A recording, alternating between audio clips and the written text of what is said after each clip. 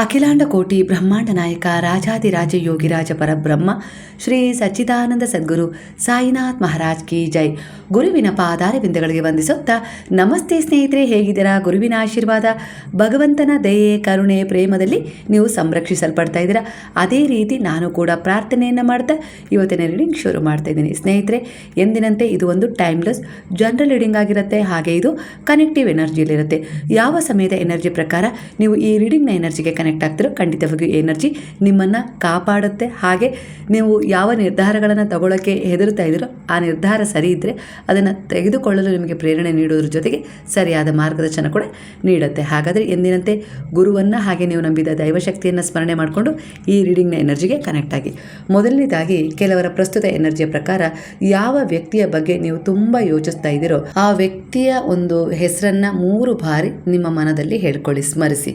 ಆಗ ಆ ವ್ಯಕ್ತಿಯ ಒಂದಿಷ್ಟು ವಿಚಾರಗಳು ನಿಮಗೆ ಸ್ಪಷ್ಟವಾಗಿ ತಿಳಿಬೋದು, ಇಲ್ಲ ನಿಮ್ಮ ಒಂದು ಪ್ರತಿಕ್ರಿಯೆ ಬದಲಾಗ್ಬೋದು ಅವರ ಒಂದು ವಿಚಾರದಲ್ಲಿ. ನೀವು ಅವರನ್ನು ನಂಬಿದ್ದೀರಾ, ಅವ್ರ ಜೊತೆ ನೀವಿರ್ಬೋದು, ಆದರೆ ಅವರು ನಿಮ್ಮ ಬಗ್ಗೆ ಬೇರೆಯವರ ಹತ್ರ ವಿಚಾರಿಸ್ತಾ ಇದ್ದಾರೆ. ಅಂದರೆ ಅದು ಯಾವ ರೀತಿ ಅಂತ ಹೇಳಿ ನೀವೇ ಅರ್ಥ ಮಾಡ್ಕೊಳ್ಳಿ. ಒಟ್ಟಾರೆಯಾಗಿ ಅವರು ನಿಮ್ಮ ಜೊತೆಗಿದ್ದಾರೆ, ಆದರೂ ಕೂಡ ನಿಮ್ಮ ಬಗ್ಗೆ 3ನೇ ವ್ಯಕ್ತಿ ಹತ್ರ ವಿಚಾರಿಸ್ತಿದ್ದಾರೆ. ಅಂದರೆ ನೀವು ಹೇಗೆ ಅನ್ನೋ ರೀತಿಯಲ್ಲಿ ವಿಚಾರಿಸ್ತಾ ಇರಬಹುದು ಅನ್ನೋ ರೀತಿಯಲ್ಲಿ ಕಾಣಿಸ್ತಿದೆ. ಹಾಗೆ ನಿಮ್ಮ ಸುತ್ತಮುತ್ತ ಇರುವ ಒಂದಿಷ್ಟು ಸಂಬಂಧದ ಒಂದು ವಿಚಾರಗಳು ಕೂಡ ಆ ವ್ಯಕ್ತಿ ಹೇಗೆ ಬಯಸ್ತಾರಲ್ಲ ಅದೇ ರೀತಿ ನಿಮ್ಮ ಬಗ್ಗೆ ಒಂದಿಷ್ಟು ಕಣ್ಣನ್ನು ಇಟ್ಟು ಅವರು ಕೂಡ ನಿಮ್ಮ ಬಗ್ಗೆ ವಿಚಾರಿಸ್ತಿದ್ದಾರೆ. ಇದು ನಿಮಗೆ ಅರ್ಥ ಆಗ್ತಾ ಇದೆ. ಅಂದರೆ ಅವರು ನಿಮ್ಮ ಬಗ್ಗೆ ಎಲ್ಲೊಂದು ರೀತಿಯಲ್ಲಿ ಸಂದೇಹ ಪಡ್ತಾ ಇದ್ರು, ಇಲ್ಲ ನೀವು ಮಾಡ್ತಾ ಇರುವ ಕೆಲಸದ ಬಗ್ಗೆ ಎಲ್ಲೋ ಒಂದು ರೀತಿಯಲ್ಲಿ ಸಂದೇಹ ಪಡ್ತಾ ಇದ್ರು, ನಿಮ್ಮ ನಡೆ ನುಡಿಯ ಬಗ್ಗೆ ಒಂದಿಷ್ಟು ಸಂದೇಹವನ್ನು ಪಡ್ತಾ ಇದ್ದಾರೆ. ಅದಕ್ಕೆ ಪೂರಕವಾಗಿ ಆ ಒಂದಿಷ್ಟು ಅವರನ್ನು ಸುತ್ತುವರೆದ ವ್ಯಕ್ತಿಗಳು ಕೂಡ ಅದಕ್ಕೆ ಕಾರಣರಾಗಿದ್ದಾರೆ. ಅವರು ಕೂಡ ಇದೇ ರೀತಿ ನಿಮ್ಮ ಬಗ್ಗೆ ವಿಚಾರಿಸ್ತಿದ್ದಾರೆ. ಇದು ನಿಮಗೆ ಅರಗಿಸಿಕೊಳ್ಳಲಾಗದ ಒಂದು ನೋವನ್ನು, ವೇದನೆಯನ್ನು ಕೊಡ್ತಿದೆ. ಯಾಕಂದರೆ ನಿಮ್ಮದು ಒಂದು ನಿಜವಾದ ಒಂದು ನಂಬಿಕೆ ಆಗಿತ್ತು, ಅವರ ಬಗ್ಗೆ ಒಂದು ಪ್ರೀತಿಯಾಗಿತ್ತು, ವಿಶ್ವಾಸವಾಗಿತ್ತು. ಅದರಲ್ಲಿ ಈ ರೀತಿ ಒಂದು ಅಭಿಪ್ರಾಯ ನೀವು ಯಾವತ್ತಿಗೂ ಇಟ್ಕೊಂಡಿರಲಿಲ್ಲ. ಆದರೆ ನಿಮ್ಮ ಮೇಲೆ ಅವರ ಅಭಿಪ್ರಾಯ ಇರೋದನ್ನು ನೋಡಿ ನಿಮಗೆ ತುಂಬ ಈ ಸಮಯದಲ್ಲಿ ದುಃಖ ಆಗಿದೆ. ಅದಕ್ಕೋಸ್ಕರನೇ ಗುರು ಹೇಳೋದು, ಯಾವುದೇ ರೀತಿ ಒಂದು ಸಂಬಂಧ ಆಗಿರಲಿ ಅದರಲ್ಲಿ ಅತಿಯಾದ ಅಟ್ಯಾಚ್ಮೆಂಟ್ ಇರಬಾರ್ದು. ನಿಮ್ಮ ಒಂದು ವ್ಯಕ್ತಿತ್ವವನ್ನು, ನಿಮ್ಮ ಒಂದು ಗೌರವ, ನಿಮ್ಮ ಪ್ರೀತಿ, ನಿಮ್ಮ ಮೌಲ್ಯವನ್ನು ಮರೆತು ಅವರಿಗೋಸ್ಕರ ಅನಿವಾರ್ಯವಾಗಿ ಬದುಕುವಷ್ಟು ಅಟ್ಯಾಚ್ಮೆಂಟ್ ಇರಬಾರ್ದು ಅನ್ನೋ ರೀತಿಯಲ್ಲಿ ಗುರು ಹೇಳ್ತಾ ಇರೋದು. ಆಗ ನಿಮಗೆ ಅಷ್ಟು ನೋವಾಗೋದಿಲ್ಲ. ಅಂದರೆ ಯಾವುದೇ ರೀತಿಯ ಒಂದು ಸಂಬಂಧ ಆಗಿರಲಿ ಅದರಲ್ಲಿ ನೀವು ಎಷ್ಟು ಆ ಒಂದು ಸಂಬಂಧಕ್ಕೆ ಬೆಲೆ ಕೊಡಬೇಕು, ಪ್ರೀತಿ ಕೊಡಬೇಕು, ಕಾಳಜಿ ಕೊಡಬೇಕು, ತ್ಯಾಗ ಮಾಡಬೇಕು, ಅದನ್ನು ಅರಿರಿ ಅನ್ನೋ ರೀತಿಯಲ್ಲಿ ಗುರು ಹೇಳ್ತಿದ್ದಾರೆ. ಅತಿಯಾದರೆ ಅಮೃತನೂ ವಿಷ. ಅದರ ಅನುಭವ ನಿಮಗೀಗ ಆಗ್ತಾ ಇದೆ ಅಲ್ವಾ? ಕೆಲವರ ಪ್ರಸ್ತುತ ಈಗಿನ ಎನರ್ಜಿಯ ಪ್ರಕಾರ ನಿಮ್ಮ ಒಂದಿಷ್ಟು ಅನುಕರಣೆ ನಡೀತಾ ಇದೆ. ಅದು ನಿಮ್ಮವರಾಗಿರ್ಬೋದು, ಸಂಬಂಧಿಕರಾಗಿರ್ಬೋದು, ಇಲ್ಲ ನಿಮ್ಮ ಆಫೀಸಲ್ಲಿ, ಇಲ್ಲ ನೀವು ಒಂದಿಷ್ಟು ವ್ಯವಹಾರ ನಡೆಸುವ ಜಾಗದಲ್ಲಾಗಿರ್ಬೋದು, ನಿಮ್ಮನ್ನು ಅನುಕರಣೆ ಮಾಡ್ತಿದ್ದಾರೆ. ಅಂದರೆ ನಿಮ್ಮ ರೀತಿಲಿ ನಡೆ ನುಡಿ ಇರಬೇಕು ಅಂತೇಳಿ ಅವರು ನಿಮ್ಮನ್ನು ಅನುಕರಣೆ ಮಾಡ್ತಾ ಇರ್ಬೋದು. ನಿಮ್ಮ ರೀತಿಯೇ ಬಟ್ಟೆ ಬದಲಾಯಿಸ್ತಾ ಇರ್ಬೋದು. ಅಂದರೆ ನೀವು ಯಾವ ರೀತಿ ಬಟ್ಟೆ ಹಾಕ್ಕೊಳ್ತೀರೋ ಅದನ್ನೇ ಅನುಕರಣೆ ಮಾಡ್ತಾ ಇದ್ದಾರೆ ಅನ್ನೋ ರೀತಿಯಲ್ಲಿ, ಒಟ್ಟಾರೆಯಾಗಿ ನಿಮ್ಮನ್ನು ನಕಲು ಮಾಡ್ತಾ ಇದ್ದಾರೆ ಅನ್ನೋ ರೀತಿಯಲ್ಲಿ ಕಾಣಿಸ್ತಾ ಇದ್ದಾರೆ. ಆದರೆ ಇದರ ಉದ್ದೇಶ ಸರಿ ಇಲ್ಲ ಅನ್ನೋ ರೀತಿಯಲ್ಲೇ ಬರ್ತಾ ಇದೆ. ಒಂದು ಪ್ರೀತಿಯ ವಿಚಾರದಲ್ಲಾಗಿರ್ಬೋದು, ಒಂದು ಗಂಡ ಹೆಂಡತಿಯ ಸಂಬಂಧದ ವಿಚಾರದಲ್ಲಾಗಿರ್ಬೋದು, ಹಾಗೆ ಒಂದು ಮಗ ಸೊಸೆ ಇರ್ಬೋದು, ಅಂಥ ಒಂದು ಸಂಬಂಧದ ವಿಚಾರದಲ್ಲಾಗಿರ್ಬೋದು ಕೆಲವರು ತುಂಬಾ ಹಸ್ತಕ್ಷೇಪ ಮಾಡ್ತಾ ಇದ್ದಾರೆ. ನೀವು ಪ್ರೀತಿಯಿಂದ ಇರಬೇಕು, ಸರಿಯಾಗಬೇಕು, ನಿಮ್ಮ ಸಂಬಂಧದಲ್ಲಿ ಒಂದು ನಂಬಿಕೆ, ವಿಶ್ವಾಸ ಬೆಳಿಬೇಕು ಅಂತ ಹೇಳಿ ಅವರು ನೋಡೋದಕ್ಕಿಂತ ಹೆಚ್ಚಾಗಿ ಅವರ ಹಸ್ತಕ್ಷೇಪ ನಿಮ್ಮಲ್ಲಿ ಭಿನ್ನಾಭಿಪ್ರಾಯಗಳನ್ನು ಹುಟ್ಟಿಸೋದು ಅನ್ನೋ ರೀತಿಯಲ್ಲಿ ಕಾಣಿಸ್ತದೆ. ಆ ರೀತಿಯಾಗಿ ನಿಮ್ಮನ್ನು ಇನ್ನೊಂದಿಷ್ಟು ದೂರ ಮಾಡಬೇಕು, ಆ ರೀತಿ ಅವರ ಒಂದು ವ್ಯತಿರಿಕ್ತ ಒಂದು ವಿಚಾರಗಳು ಆ ಮಧ್ಯೆ ಬಂದಿದೆ, ನಿಮ್ಮ ಮಧ್ಯೆ. ಇದರಿಂದ ನಿಮಗೆ ತುಂಬ ನೋವಾಗಿದೆ. ನಿಮ್ಮ ಸಂಬಂಧವನ್ನು ಸರಿಪಡಿಸ್ಕೊಳ್ಬೇಕು ಅಂತ ಹೇಳಿ ನೀವೆಲ್ಲೋ ಒಂದು ಪ್ರಾಮಾಣಿಕ ಪ್ರಯತ್ನ ಮಾಡ್ತಾ ಇದ್ದೀರಾ. ಆದರೆ ಆ ಪ್ರಯತ್ನವನ್ನು ಹದಗೆಡಿಸಲಿಕ್ಕೆ ಒಂದಿಷ್ಟು ಜನ ನಿಮ್ಮ ಜೀವನದಲ್ಲಿ ಹಸ್ತಕ್ಷೇಪ ಮಾಡಿದರೆ. ಹಾಗಾಗಿ ಇಲ್ಲಿ ಕೊರಗುವ ಅವಶ್ಯಕತೆ ಇಲ್ಲ. ಪರಿಸ್ಥಿತಿನ ಎದುರಿಸಬೇಕು. ಸೋಲು ಒಪ್ಕೊಳ್ಳೋದೇನು ಬೇಡ. ಸೋಲು ಒಪ್ಕೊಳ್ಳೋ ಅಂತ ತಪ್ಪೇನು ನೀವು ಮಾಡಿಲ್ಲ. ಅವರನ್ನು ಗುರುವಿನ ಪಾದಗಳಲ್ಲಿ ಸಮರ್ಪಣೆ ಮಾಡಿ ಅವರ ವಿಚಾರವನ್ನು ಇಗ್ನೋರ್ ಮಾಡಿಬಿಡಿ. ಅವರ ನೆನಪು ಕೂಡ ನಿಮ್ಮ ಮನದಲ್ಲಿ ಬರಬಾರ್ದು. ಯಾರು ಹಸ್ತಕ್ಷೇಪ ಮಾಡಿದಾರಲ್ಲ ಅವರದ್ದು. ಆಗ ನಿಮ್ಮ ಜೀವನದಲ್ಲಿ ಅವರ ಒಂದು ನೆಗೆಟಿವ್ ವಿಚಾರಗಳು ಅಷ್ಟಾಗಿ ಪರಿಣಾಮ ಬೀರೋದಿಲ್ಲ. ಯಾವಾಗ ನೀವು ಒಂದು ಅಂಥವರ ಮಾತಿನ ಎನರ್ಜಿಗೆ ಕನೆಕ್ಟ್ ಆಗ್ತಿರೋ ಆಗ ಆ ಸಂಬಂಧ ತುಂಬ ಕಷ್ಟ ಅನಿಸುತ್ತೆ, ಆ ಒಂದು ಕ್ಲಿಷ್ಟ ಪರಿಸ್ಥಿತಿಗಳನ್ನು ಸುಧಾರಿಸ್ಕೊಳ್ಳಲು. ಹಾಗಾಗಿ ನೀವು ಅಂಥವರ ವಿಚಾರವನ್ನು ಇಗ್ನೋರ್ ಮಾಡೋದೇ, ಅಂಥವ್ರನ್ನ ಇಗ್ನೋರ್ ಮಾಡಿ ನೀವು ಬದುಕಲ್ಲಿ ಮುಂದುವರಿಯೋದೇ ಅತಿ ಉತ್ತಮ. ಕೆಲವು ಬಾರಿ ನಿಮ್ಮ ಜೀವನದಲ್ಲಿ ಒಂದು ತಿರುವು ಈ ರೀತಿಯಾಗಿ ಕೂಡ ಬಂದಿದೆ, ಬರ್ತದೆ ಅನ್ನೋ ರೀತಿಯಲ್ಲೂ ಕಾಣಿಸ್ತದೆ. ಅಂದರೆ ನೀವು ಏನು ಹೇಳಲು ಬಯಸ್ತಾ ಇದ್ದೀರೋ ಅದನ್ನು ಕೇಳಲಿಕ್ಕೆ ಯಾರಿಗೂ ಸಮಯ ಇಲ್ಲ, ಯಾರೂ ಕೂಡ ನಿಮ್ಮನ್ನು ಅರ್ಥ ಮಾಡ್ಕೊಳ್ಳೋ ಪ್ರಯತ್ನ ಪಡ್ತಾ ಇಲ್ಲ. ನಿಮ್ಮ ಪ್ರಾಮಾಣಿಕ ಶ್ರಮವನ್ನು ಕೂಡ ಇಲ್ಲಿ ಯಾರೂ ಗುರುತಿಸ್ತಾ ಇಲ್ಲ. ಅದು ಗೃಹಿಣಿಯ ಬಗ್ಗೆ ಆಗಿರ್ಬೋದು, ನೀವು ಅವರಿಗೋಸ್ಕರ ಏನೋ ಒಂದು ರೀತಿಯಲ್ಲಿ ನಿಮ್ಮ ಕೈಲಾದ ಒಂದಿಷ್ಟು ಕೆಲಸವನ್ನು ಮಾಡಿ ಹಣವನ್ನು ಕೊಡ್ತಾ ಇದ್ದೀರಿ ಅಂದರೆ ಅದರಲ್ಲಿ ಅವರಿಗೆ ತೃಪ್ತಿ ಇಲ್ಲ. ಅಂದರೆ ನಿಮ್ಮ ಒಂದು ಪ್ರಾಮಾಣಿಕ ಶ್ರಮ ಅವರಿಗೆ ಕಾಣಿಸ್ತಾ ಇಲ್ಲ. ಒಟ್ಟಾರೆಯಾಗಿ ಅಂದರೆ ನೀವೇನು ಮಾಡ್ಲಿಕ್ಕೆ ಒಳ್ಳೇದು ಅಂತ ಹೇಳಿ ಹೊರಟಿದ್ರು ಅದು ಯಾವುದೂ ಅವ್ರ ಕಣ್ಣಿಗೆ ಕಾಣಿಸ್ತಿಲ್ಲ. ನಿಮಗಿರುವ ಒಂದಿಷ್ಟು ಕನಸುಗಳನ್ನು ಕಂಡು ಅವರು ನಗ್ತಾ ಇದ್ದಾರೆ, ಅಂದರೆ ವ್ಯಂಗ್ಯವಾಗಿ ನಿಮ್ಮ ಬಗ್ಗೆ ಮಾತನಾಡ್ತಾ ಇದ್ದಾರೆ. ಆ ರೀತಿಯ ಒಂದು ಪರಿವರ್ತನೆ ನಿನ್ನಿಂದ ಸಾಧ್ಯನಾ? ಆ ಕನಸುಗಳನ್ನು ನೀನು ನನಸು ಮಾಡ್ಕೊಳ್ಳೋಕೆ ಸಾಧ್ಯನಾ?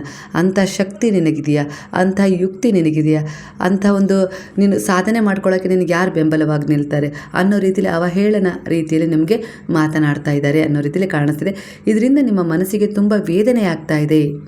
ಆದಷ್ಟು ನೀವು ಆ ವಿಚಾರಗಳನ್ನು ನಿಮ್ಮ ಮನಸ್ಸಿನಿಂದ ದೂರ ತೆಗೆದುಹಾಕಲಿಕ್ಕೆ ಪ್ರಯತ್ನ ಪಡ್ತಾ ಇದ್ದಾರೆ, ಆದರೆ ಅದು ಆಗ್ತಾ ಇಲ್ಲ. ಯಾಕಂದರೆ ಅವರು ಪದೇ ಪದೇ ನಿಮಗೆ ಅದೇ ರೀತಿ ಮಾತುಗಳನ್ನು ಹೇಳ್ತಾ ಇರೋದ್ರಿಂದ ನಿಮ್ಮಿಂದ ಏನೂ ಆಗೋದಿಲ್ಲ, ಇದು ನಿಮ್ಮಿಂದ ಸಾಧ್ಯವಾಗದ ವಿಚಾರ ಅನ್ನೋ ರೀತಿಯಲ್ಲಿ ಅವ್ರು ಹೇಳಿ ಹೇಳಿ ಅವರ ಮಾತುಗಳು ನಿಧಾನವಾಗಿ ನಿಮ್ಮ ಒಳ ಧ್ವನಿಯಾಗಿಬಿಟ್ಟಿದ್ದಾವೆ. ಅಂದರೆ ನೀವು ಕೂಡ ಈಗ ನಿಮ್ಮ ಮೇಲೆ ಅನುಮಾನ ಪಡಲು ಶುರು ಮಾಡ್ತಾ ಇದ್ದೀರಾ. ನಿಮಗೆ ಅನ್ನಿಸ್ತಾ ಇದೆ, ಬಹುಶಃ ನಾನೇ ತಪ್ಪಾಗಿರ್ಬೋದು, ಬಹುಶಃ ನನ್ನಿಂದ ಕೆಲಸ ಮಾಡಲಿಕ್ಕೆ ಆಗೋದೇ ಇಲ್ಲೇನೋ, ಹಾಗಾದರೆ ಖಂಡಿತ ನನ್ನ ಕನಸುಗಳು ನನಸಾಗೋದೇ ಇಲ್ವೇನೋ, ಅಂಥ ಒಂದು ಯಾವುದೇ ರೀತಿ ಒಂದು ಯೋಗ ಯೋಗ್ಯತೆ ಅರ್ಹತೆ ನನಗಿಲ್ವೇ ಏನೋ ಅನ್ನೋ ರೀತಿಯಲ್ಲಿ ಯೋಚಿಸಲಿಕ್ಕೆ ಶುರು ಮಾಡಿದ್ದಾರೆ. ಅಂದರೆ ಇಲ್ಲಿ ಅವರ ಮಾತುಗಳು ಅಷ್ಟರ ಮಟ್ಟಿಗೆ ನಿಮ್ಮ ಮೇಲೆ ಪರಿಣಾಮ ಬೀರ್ಬಿಟ್ಟಿದ್ದಾವೆ. ನೀವು ಅದೇ ಆಗ್ತಾ ಇದ್ದೀರಾ, ಬರ್ತಾ ಬರ್ತಾ ನೀವು ಅದೇ ಆಗ್ತಾ ಇದ್ದೀರಾ. ಯಾಕಂದರೆ ನಿಮ್ಮಲ್ಲಿ ನಿಮ್ಮದೇ ಆದ ಒಂದು ಸ್ವಮೌಲ್ಯವಿತ್ತು, ನಿಮ್ಮಲ್ಲಿ ನಿಮ್ಮದೇ ಆದ ಒಂದು ಆತ್ಮವಿಶ್ವಾಸ ಇತ್ತು, ಧೈರ್ಯ ಇತ್ತು. ನೀವು ಹಿಂದೆ ಹೇಗಿದ್ರಿ, ಓದುವಾಗ ಆಗಿರ್ಬೋದು, ನಿಮ್ಮ ಒಂದು ಬಾಲ್ಯದಲ್ಲಾಗಿರ್ಬೋದು, ನೀವು ಧೈರ್ಯವಂತರೇ ಆಗಿದ್ರಿ. ನಿಮ್ಮಿಂದ ಎಲ್ಲ ಪರಿಸ್ಥಿತಿಯನ್ನು ಸಂಭಾಳಿಸುವಂಥ ಗುಣ ಇತ್ತು, ಆತ್ಮವಿಶ್ವಾಸ ಇತ್ತು, ಧೈರ್ಯ ಇತ್ತು. ನಾನು ನನ್ನ ಕನಸುಗಳನ್ನು ಸಾಕಾರಗೊಳಿಸ್ಕೊಳ್ಳೋಣ ಅನ್ನೋ ರೀತಿಯಲ್ಲಿ ಒಂದು ಮಹತ್ವಾಕಾಂಕ್ಷೆ ಇತ್ತು. ಒಟ್ಟಾರೆಯಾಗಿ ನಿಮ್ದು ಏನೆಲ್ಲ ಕನಸುಗಳಿತ್ತೋ ಅದನ್ನು ನಾನು ಒಂದಲ್ಲ ಒಂದು ದಿನ ನಾನು ಸಾಕಾರಗೊಳಿಸ್ಕೊಳ್ತೀನಿ, ಅದಕ್ಕೆ ನನಗೆ ಒಂದು ಸಹಾಯಕವಾದ ಒಂದು ಬೆಂಬಲ ಸಿಗುತ್ತೆ ಅನ್ನೋ ರೀತಿಯಲ್ಲಿ ಒಂದು ಜೀವನದಲ್ಲಿ ನೀವು ಮುಂದುವರೆದ್ರಿ. ಆದರೆ ಅದೇ ಜೀವನ ನಿಮಗೆ ನರಳಾಡಿಸುತ್ತೆ, ಅಂದರೆ ನಿಮ್ಮ ವ್ಯಕ್ತಿತ್ವವನ್ನೇ ಪ್ರಶ್ನೆ ಮಾಡುತ್ತೆ ಅನ್ನೋದನ್ನು ನೀವು ಗಮನಿಸ್ತೇ ಇಲ್ಲ ಅನ್ನೋ ರೀತಿಯಲ್ಲಿ ಬರ್ತದೆ. ಅಂದರೆ ಇಲ್ಲಿ ನೀವೊಂದು ತ್ಯಾಗನೇ ಮಾಡ್ಕೊಂಡ್ರಿ ಅಂತ ಹೇಳ್ಬೋದು. ಅಂದರೆ ಸಮಯಕ್ಕೆ ಅನುಗುಣವಾಗಿ ತಂದೆ ತಾಯಿ ಹೇಳಿದ್ರು ಅಂತ ಮದುವೆ ಆಗೋದಿರ್ಬೋದು, ಇಲ್ಲ ಯಾವುದೋ ಒಂದು ಬಂಧನದಲ್ಲಿ ನಿಮ್ಮನ್ನು ಬಂಧಿಸ್ಕೊಂಡು ಬಿಟ್ರಿ, ಅದು ಅನಿವಾರ್ಯ ಇರಬಹುದು, ಈ ಜಗತ್ತು ಅದನ್ನೇ ನೋಡೋದು ಅನ್ನೋ ರೀತಿಯಲ್ಲಿ ನೀವು ಅದಕ್ಕೆ ಸಹಕರಿಸಿದ್ರಿ. ಆದರೆ ಇಲ್ಲಿ ನಿಮಗೆ ನಿಮ್ಮನ್ನೇ ಮರೆತು ಬದುಕುವಂಥ ಸ್ಥಿತಿ ಎದುರಾಗ್ಬಿಡ್ತು. ಅನಿವಾರ್ಯವಾಗಿ ನೀವು ಅವರಿಗೆ ಹೊಂದಿಕೊಳ್ಳಲು ಇಲ್ಲ, ಆ ಕುಟುಂಬದ ಜೊತೆ ನಿಮ್ಮನ್ನು ನೀವು ತೊಡಗಿಸಿಕೊಳ್ಳಲು ಅನಿವಾರ್ಯ ಅನ್ನೋ ರೀತಿಯಲ್ಲಿ ಅಂದ್ಕೊಳ್ಳಿಲ್ಲ. ನೀವು ಅದು ನನ್ನ ಕರ್ತವ್ಯ, ನನ್ನದೇ ಕುಟುಂಬ, ನನ್ನದೇ ಪ್ರೀತಿ, ನನ್ನದೇ ಗೌರವ, ನನ್ನದೇ ವ್ಯಕ್ತಿತ್ವ ಅನ್ನೋ ರೀತಿಯಲ್ಲಿ, ಅಂದರೆ ನನ್ನದೇ ಮನೆ ಅನ್ನೋ ರೀತಿಯಲ್ಲಿ, ಇದು ನನ್ನದೇ ಭವಿಷ್ಯ, ನನ್ನದೇ ಜೀವನ ಅನ್ನೋ ರೀತಿಯಲ್ಲಿ ಅವರಿಗೆ ಹೊಂದಿಕೊಳ್ಳುವ ರೀತಿಯಲ್ಲಿ ನೀವು ಮೊದಲು ನಿಮ್ಮ ಒಂದು ಪ್ರೀತಿ, ಗೌರವ, ಒಂದು ತ್ಯಾಗ, ಕಾಳಜಿ ಎಲ್ಲವನ್ನು ಅವರಿಗೆ ಸಮರ್ಪಣೆ ಮಾಡಿದ್ರಿ. ಆದರೆ ಅಲ್ಲಿ ಅದಕ್ಕೆ ಯಾವುದೇ ರೀತಿ ಒಂದು ಅದರದ್ದೇ ಆದ ರೀತಿಯಲ್ಲಿ ಒಂದು ರೆಸ್ಪಾನ್ಸ್ ಸಿಗದಿದ್ದಾಗ ನಿಮ್ಮನ್ನು ನೀವು ಕಳ್ಕೊಂಡಂಥ ಅನುಭವ ನಿಮಗಾಯಿತು. ಆಗಲೇ ನಿಮ್ಮ ಒಂದು ಧೈರ್ಯ, ಆತ್ಮವಿಶ್ವಾಸ, ನೀವೇನು ನಿಮ್ಮ ಪ್ರೊಫೆಷನಲ್ ಒಂದು ಜೀವನದಲ್ಲಿ ನೀವೇನೆಲ್ಲ ಸಾಧನೆ ಮಾಡಬೇಕು ಅಂತೇಳಿ ಅಂದ್ಕೊಂಡಿದ್ರಿ, ನಿಮ್ಮ ಬಾಲ್ಯದ ಕನಸು ಏನಾಗಿತ್ತು, ಇವೆಲ್ಲವೂ ನಿಮಗೆ ಮರ್ತೋಯ್ತು. ನೀವು ದಿನೇ ದಿನೇ ಅವ್ರು ಹೇಳಿದ ಕೆಲವು ಶಬ್ದಗಳನ್ನು ಕೇಳ್ತಾ ಅಂದರೆ ನಿನ್ನಿಂದ ಏನೂ ಆಗೋದಿಲ್ಲ, ನೀನು ಯಾವುದಕ್ಕೂ ಅರ್ಹಳಲ್ಲ, ಇಲ್ಲ ನಿನ್ನಿಂದ ಯಾವುದೇ ರೀತಿ ನಿನ್ನ ಕನಸುಗಳನ್ನು ಕೂಡ ನನಸು ಮಾಡ್ಕೊಳ್ಳೋಕೆ ಸಾಧ್ಯನೇ ಇಲ್ಲ, ನಿನ್ನಿಂದ ಅದಾಗೋದಿಲ್ಲ, ನಿನ್ನ ಹಣೆ ಬರ ಸರಿ ಇಲ್ಲ, ನಿನ್ನ ಭಾಗ್ಯದಲ್ಲಿ ಅದಿಲ್ಲ ಅನ್ನೋ ರೀತಿಯಲ್ಲಿ ಕೆಲವರು ಹೇಳಿ ಹೇಳಿ ಹೇಳಿ ಕೊನೆಗೆ ಹೌದಾ, ಹಾಗಾದರೆ ಅದು ಖಂಡಿತ ಅನ್ನೋ ರೀತಿಯಲ್ಲಿ ಯೋಚಿಸೋಕ್ಕೆ ಶುರು ಮಾಡಿಬಿಟ್ಟಿದ್ದೀರ. ಹೌದೇನೋ, ಅದು ಹಾಗೇ ಇದೆಯೇನೋ, ನನ್ನ ಹಣೆ ಬರದಲ್ಲಿ ಇದೇ ಆಗಿದೆಯೇನೋ, ಇದೇ ದೋಷ ಇದೆಯೇನೋ, ನನ್ನಿಂದ ಏನೂ ಸಾಧ್ಯ ಇಲ್ವೇನೋ, ನನ್ನ ಕನಸು ಯಾವತ್ತೂ ಸಾಗೋದೇ ಇಲ್ವೇನೋ, ನನ್ನ ಹಣೆ ಬರದಲ್ಲಿ ಇಷ್ಟನ್ನೇ ನಾನು ಒಪ್ಕೊಂಡು ಜೀವನ ಮಾಡಬೇಕು ಅನ್ನೋ ರೀತಿಯಲ್ಲಿ ಅವರು ಹೇಳಿದ ಮಾತುಗಳನ್ನು ದಿನ ಕೇಳಿಸ್ಕೊಂಡು ನೀವು ಅದೇ ಆಗ್ತಾ ಇದ್ದೀರಾ. ಇದು ತಪ್ಪು, ಇದು ನಿಮ್ಮ ಹಣೆಯ ಬರಹವಲ್ಲ, ನಿಮ್ಮ ಭಾಗ್ಯವಲ್ಲ. ನಿಮ್ಮ ಭಾಗ್ಯದಲ್ಲಿ ನಿಮ್ಮದೇ ಆದ ಕರ್ಮ ಒಂದಿಷ್ಟು ಒಳ್ಳೆಯದನ್ನು ಡಿಸರ್ವ್ ಮಾಡಿಟ್ಟಿದೆ. ನೀವು ಯಾವಾಗ ಇಂಥವರ ಒಂದು ನೆಗೆಟಿವ್ ಎನರ್ಜಿಯ ಮಾತುಗಳಿಂದ ಹೊರಗೆ ಬಂದು ಧೈರ್ಯವಾಗಿ ಎದುರಿಸಿ ನಿಂತು ನೋಡ್ತಿರೋ, ಆಗ ಆ ಭಾಗ್ಯ ನಿಮ್ಮನ್ನು ಬಂದು ಕಾಯ್ತಾ ಇದೆ. ನಾನು ನಿನ್ನ ಜೊತೆಗೆ ಇದ್ದೀನಿ, ನೀನು ನನ್ನನ್ನು ಗುರುತಿಸ್ಲಿಲ್ಲ ಅನ್ನೋ ರೀತಿಯಲ್ಲಿ ಹೇಳ್ತಾ ಇದೆ ಅನ್ನೋ ರೀತಿಯಲ್ಲಿ ಒಂದು ಅನುಭವ ಆಗುತ್ತೆ. ಅಂದರೆ ಕೆಲವೊಂದು ಸಾರಿ ಈ ರೀತಿಯ ಪಾಠಗಳು ಪದೇ ಪದೇ ಎದುರಾಗ್ತಾ ಇದ್ದಾವೆ. ಅಂದರೆ ಅದರಿಂದ ಹೊರಗೆ ಬಾ, ನಿನ್ನ ಆತ್ಮದ ಉದ್ದೇಶ ಇದನ್ನು ಒಪ್ಕೊಂಡು ಅಲ್ಲೇ ಇರುವಂತ ಅಲ್ಲ, ಅದನ್ನು ಎದುರಿಸು, ಹೊರಗೆ ಬಾ. ಅಂದರೆ ಎದುರಿಸುವಂತ ತಕ್ಷಣ ಸಂಬಂಧವನ್ನು ಬಿಟ್ಟು ಹೋಗು, ಇಲ್ಲ ಅವರಿಗೆ ಹೊಡಿ ಬಡಿ ಜಗಳ ಆಡು ಅನ್ನೋದಲ್ಲ. ಮೌನವಾಗಿ ನಿನ್ನ ಒಂದು ಮೌಲ್ಯ, ನಿನ್ನ ಒಂದು ಗೌರವ, ನಿನ್ನ ಮೇಲಿರುವ ಒಂದು ಪ್ರೀತಿ ಅದನ್ನು ಅರ್ಥ ಮಾಡ್ಕೊ, ನಿನ್ನ ಕಾಳಜಿಯನ್ನು ಮಾಡು. ಆಗ ನಿನ್ನ ಬಗ್ಗೆ ನೀನು ಹೆಚ್ಚು ಮಹತ್ವ ಕೊಟ್ಟಷ್ಟು. ಹಾಗಂತ ನಿನ್ನ ಒಂದು ಕರ್ತವ್ಯ ಜವಾಬ್ದಾರಿಗಳನ್ನು ಮರೆತು ಆ ರೀತಿ ಒಂದು ಇಗ್ನೋರ್ ಮಾಡಿ ನಿನ್ನ ಬಗ್ಗೆನೇ ನೀನು ಒಂದು ಸೆಲ್ಫ್ ಕಾನ್ಫಿಡೆಂಟ್ ಇಟ್ಕೊಳ್ಬೇಕು ಅಂತ ಏನಿಲ್ಲ. ನಿನ್ನ ಬಗ್ಗೆನೂ ಇಟ್ಕೊಂಡು ಅವ್ರ ಬಗ್ಗೆ ಎಷ್ಟು ಕೊಡಬೇಕು ಅದನ್ನು ಕೊಟ್ಟರೆ ಅಲ್ಲಿ ಅದು ಸಮಾನವಾದ ಎನರ್ಜಿ ಆಗುತ್ತೆ. ಆಗ ನಿನಗೆ ಅತಿಯಾದ ಅಟ್ಯಾಚ್ಮೆಂಟಿಂದ ದುಃಖ ಆಗೋದಿಲ್ಲ. ಯಾವಾಗ ನೀನು ಸಂಪೂರ್ಣವಾಗಿ ಅವರಿಗೆ ಎಲ್ಲ ರೀತಿಯಲ್ಲೂ ಸಮರ್ಪಣೆಯಾಗಿ ನಿನ್ನನ್ನೇ ನೀನು ತ್ಯಾಗ ಮಾಡಿಕೊಂಡು ಆಗ ಮಾತ್ರ ನಿನಗೆ ಅವರಿಂದ ಏನಾದರೂ ಈ ರೀತಿ ನೋವು ಸಿಗೋದು. ಆವಾಗಲೇ ನೀನು ತುಂಬ ಡಿಪ್ರೆಷನ್ನಿಗೆ ಹೋಗೋದು, ಒತ್ತಡಕ್ಕೆ ಹೋಗೋದು ಅನ್ನೋ ರೀತಿಯಲ್ಲಿ ಕಾಣಿಸ್ತಿದೆ. ಇದೇ ನಿಮ್ಮ ಸ್ಥಿತಿಯಾಗಿದೆ ಈಗ. ಹಾಗಾಗಿ ಇಲ್ಲಿ ಅವರು ನಿಮ್ಮನ್ನು ಇಗ್ನೋರ್ ಮಾಡ್ತಿದ್ದಾರೆ, ನಿಮ್ಮನ್ನು ಕಡೆಗಣಿಸ್ತಾ ಇದ್ದಾರೆ. ಅಂದರೆ ನಿಮ್ಮ ಕರ್ತವ್ಯಗಳನ್ನು ತೂಗಿಸುವ ರೀತಿಯಲ್ಲಿ, ಜವಾಬ್ದಾರಿಗಳನ್ನು ತೂಗಿಸುವ ರೀತಿಯಲ್ಲಿ ಅಲ್ಲಿ ಇರಿ. ಹಾಗಂತ ನಿಮ್ಮ ಸ್ವಮೌಲ್ಯವನ್ನು ಕಳ್ಕೊಂಡಲ್ಲ. ನಿಮ್ಮದೇ ಆದ ಒಂದಿಷ್ಟು ಪ್ರೀತಿ, ಗೌರವ, ನಿಮ್ಮದೇ ಆದ ಸ್ವಮೌಲ್ಯವನ್ನು ನೀವು ಅರ್ಥ ಮಾಡಿಕೊಂಡು ಅವರಿಗೆ ಎಷ್ಟರ ಮಟ್ಟಿಗೆ ಅದಕ್ಕೆ ಯಾವ ರೀತಿ ಉತ್ತರ ಕೊಡಬೇಕು ಅನ್ನೋದನ್ನು ನಿರ್ಧರಿಸಿ ಅದನ್ನು ನಿಮ್ಮ ನಡೆ, ನುಡಿ, ನಡವಳಿಕೆಯ ಮೇಲೆ ಶಿಸ್ತಿನ ಮೂಲಕ ಕೊಡಿ ಅನ್ನೋ ರೀತಿಯಲ್ಲಿ ಗುರು ಹೇಳ್ತಿದ್ದಾರೆ. ಆಗ ಇಲ್ಲಿ ಅಸಂಭವ ಅಂದ್ಕೊಂಡಿದ್ರಲ್ಲ, ಆ ಅಸಂಭವ ಕೂಡ ಸಂಭವದ ರೂಪದಲ್ಲಿ ಅವರಲ್ಲಿ ಬದಲಾವಣೆಯನ್ನು ಕಾಣ್ತೀರ. ಮೌನದ ಮೂಲಕ, ಒಂದು ಶ್ರದ್ಧಾ ತಾಳ್ಮೆಯ ಮೂಲಕ ಒಂದು ಹೋರಾಟಕ್ಕೆ ಇಳಿರಿ, ಖಂಡಿತ ನಡೆಯುತ್ತೆ. ಮೊದಲಿಗೆ ಇದು ನಿಮಗೆ ಸಾಧ್ಯ ಆಗೋದಿಲ್ಲ. ಒಂದೇ ಸರಿ ಆ ಬದಲಾವಣೆ ನಿಮಗೆ ಕೊಡೋಕ್ಕಾಗೋದಿಲ್ಲ. ಇದನ್ನು ಅವ್ರು ಗಮನಿಸ್ತಾರೆ ಒಂದೇ ಸರಿ ನಿಮ್ಮ ಬದಲಾವಣೆನ. ಆಗ ಇನ್ನೂ ಅವರು ಅತಿರೇಕದ ವರ್ತನೆಯನ್ನು ನಿಮ್ಮ ಎದುರಿಗೆ ಮಾಡ್ಬೋದು.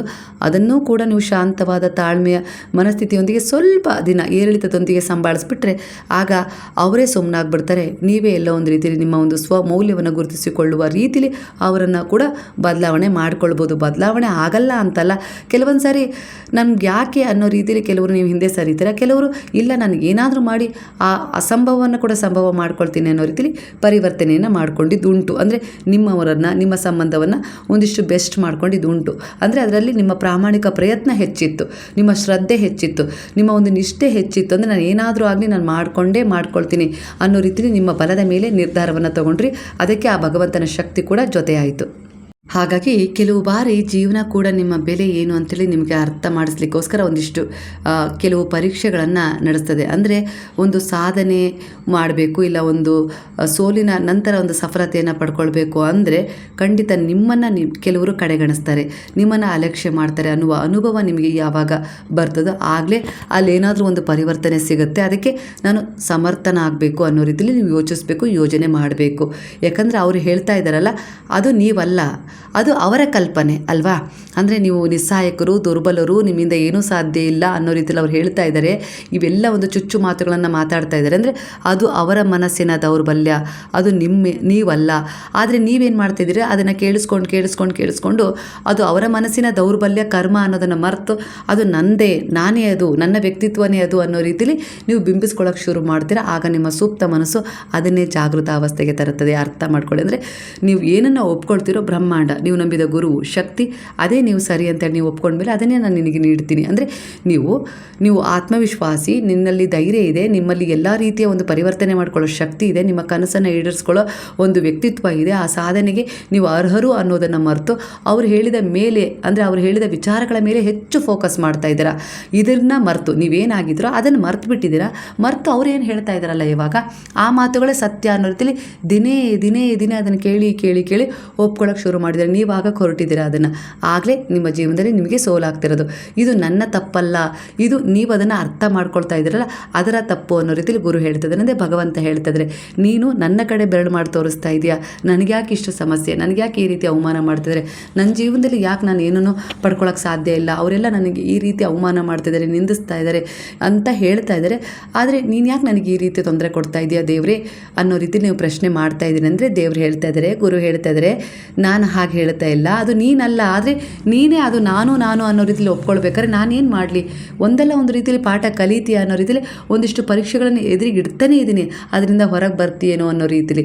ನೀನು ಯಾವಾಗ ಆ ಪರೀಕ್ಷೆಗಳನ್ನು ಎದುರಿಸಿ ಹೊರಗೆ ಬರ್ತೀಯೋ ಆಗ ನಿನ್ನ ಸ್ವಯಂ ಮೌಲ್ಯದ ಜೊತೆ ನಿನ್ನ ಎದುರಿಗಿರುವ ಭಾಗ್ಯದ ಒಂದಿಷ್ಟು ತಿರುವುಗಳು ನಿನಗೆ ಕಾಣಿಸ್ತದೆ ಅನ್ನೋ ರೀತಿಯಲ್ಲಿ ಗುರು ಹೇಳ್ತಿದ್ದಾರೆ. ಇದು ನಿಮ್ಮದೇ ಆದ ಒಂದು ವ್ಯಕ್ತಿತ್ವಕ್ಕೆ ಸಂಬಂಧಪಟ್ಟ ವಿಚಾರ ಆಗಿರುತ್ತೆ. ಜನರಲ್ ರೀಡಿಂಗ್ ಆಗಿರೋದ್ರಿಂದ ಕೆಲವೊಂದಿಷ್ಟು ಭಿನ್ನ ಎನರ್ಜಿಗಳು ನಿಮಗೆ ಭಿನ್ನವಾಗಿ ಕನೆಕ್ಟ್ ಆಗ್ತವೆ.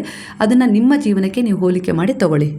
ಸ್ನೇಹಿತರೆ, ಭಗವಂತನ ಕೃಪೆ ಇದ್ದರೆ, ಗುರುವಿನ ಮಾರ್ಗದರ್ಶನ ಸಕಾಲಕ್ಕೆ ನಮಗೆ ಸಿಕ್ಕರೆ ನಮ್ಮಲ್ಲಿ ಅರಿವು ಮೂಡುತ್ತೆ. ಆ ಅರಿವಿನಿಂದ ಪರಮಾತ್ಮನ ಸಾಕ್ಷಾತ್ಕಾರ ನಮಗಾಗತ್ತೆ ಅನ್ನೋದಕ್ಕೆ ನಮಗೆ ಕೆಲವೊಂದು ಪರಿವರ್ತನೆಗಳು ಸಿಗ್ತವೆ ಜೀವನದಲ್ಲಿ. ನಾವು ಏನೂ ಆಗಿರೋದಿಲ್ಲ, ಒಂದಿಷ್ಟು ಸಮಸ್ಯೆ ದುಃಖದಲ್ಲೇ ಮುಳುಗಿರ್ತೀವಿ, ನಿಂದನೆ ಅವಮಾನಗಳನ್ನು ಎದುರಿಸ್ತಾ ಇರ್ತೀವಿ. ಅಂಥ ಸಮಯದಲ್ಲಿ ನಾವು ನಮ್ಮನ್ನೇ ಕಳ್ಕೊಂಡು ಬಿಟ್ಟಿರ್ತೀವಿ.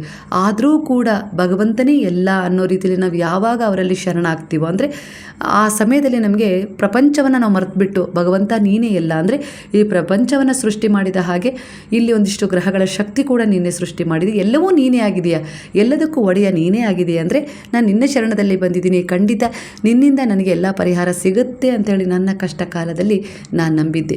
ಅದೇ ರೀತಿ ನಿಮ್ಮ ಜೀವನದಲ್ಲೂ ಪರಿವರ್ತನೆಗಳನ್ನು ಕಂಡುಕೊಂಡಿದ್ದೀರ. ನನಗೂ ಕೂಡ ಇಲ್ಲಿ ಒಂದು ಎನರ್ಜಿ ಕನೆಕ್ಟ್ ಆಗಿರೋದ್ರಿಂದ ನನಗೂ ಕೂಡ ಇಂತಹ ಒಂದು ಅನುಭವ ಆಗಿತ್ತು. ಶೂನ್ಯ ಆಗಿದ್ದೆ. ಇವತ್ತು ಭಗವಂತನ ಅಂದರೆ ಗುರುವಿನ ಕೃಪೆಯಿಂದ, ಅವರ ಅರಿವಿನ ಮಾರ್ಗದರ್ಶನದಿಂದ ಇಲ್ಲಿ ಒಂದಿಷ್ಟು ನಾವು ಕೂಡ ಏನಾದರೂ ನಮ್ಮ ಜೀವನದಲ್ಲಿ ಸಾಧನೆ ಮಾಡ್ಕೊಳ್ಬೋದು. ಅಂದರೆ ಭಗವಂತನ ಇಚ್ಛೆ ಇಲ್ಲದೆ ಒಂದು ಹುಲ್ಲು ಕಡ್ಡಿಯೂ ಜರಿದಾಡೋದಿಲ್ಲ. ಅಂಥದ್ರಲ್ಲಿ ಇವತ್ತು ಒಂದು ಸಾಯಿ ಸೇವಾ ಟ್ರಸ್ಟ್ ನಿರ್ಮಾಣ ಮಾಡಿಕೊಂಡು ಬಾಬಾರವರ ಹೆಸರಲ್ಲಿ ಒಂದು ವೃದ್ಧಾಶ್ರಮವನ್ನು ತೆರೆದು ಅಲ್ಲೊಂದಿಷ್ಟು ರುದ್ರಿಗೆ ನೋಡ್ಕೊಳ್ಳುವಂಥ ಸೇವೆಯನ್ನು ಕೊಟ್ಟಿದ್ದಾರೆ. ಅಂದರೆ ಇದು ಸುಮ್ಮನೆ ಅಲ್ಲ, ಇದು ನನ್ನ ಕರ್ಮದ ಒಂದು ಫಲ ಅನ್ನೋ ರೀತಿಯಲ್ಲಿ ಕೊಟ್ಟಿದ್ದಾರೆ. ಇದು ಹೇಗೆ ನಾನು ಇಟ್ಕೊಳ್ತೀನಿ ಅನ್ನೋದ್ರ ಮೇಲೆ ನನಗೆ ಭವಿಷ್ಯದಲ್ಲಿ ಅದಕ್ಕೊಂದು ಪ್ರತಿಫಲ ಸಿಗುತ್ತೆ. ಇದಕ್ಕೊಂದು ನನಗಂದರೆ ಒಂದು ಕೆಲಸ ಕೊಟ್ಟಿದ್ದಾರೆ, ಒಂದು ಅವಕಾಶ ಕೊಟ್ಟಿದ್ದಾರೆ. ಆ ಅವಕಾಶ ನೀನು ಹೇಗೆ ಉಪಯೋಗಿಸ್ಕೊಳ್ತೀಯೋ ಅದೇ ನಿನ್ನ ಭವಿಷ್ಯವಾಗಿರುತ್ತೆ ಅನ್ನೋ ರೀತಿಯಲ್ಲಿ ನನಗೂ ಕೂಡ ಹೇಳ್ತಾ ಇದ್ದಾರೆ ಅನ್ನೋ ರೀತಿಯಲ್ಲಿ ಕಾಣಿಸ್ತಿದೆ. ನಿಮ್ಮೆಲ್ಲರ ಸಹಾಯ ಅದಕ್ಕೆ ಸಿಗ್ತಾ ಇದೆ.